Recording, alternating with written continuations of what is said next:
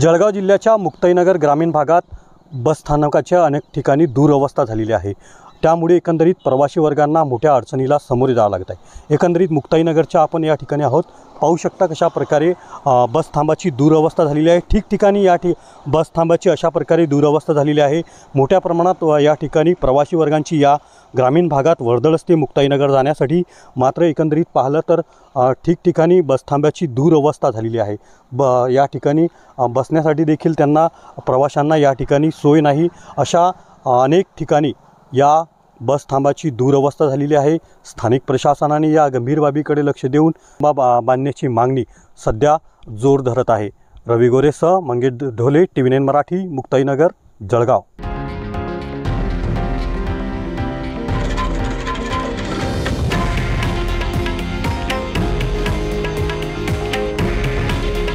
हे आहे देशातील नंबर 1 न्यूज नेटवर्क आणि आपण पाहत आहात TV9 मराठी। काळजी तुमची, हित महाराष्ट्राचं।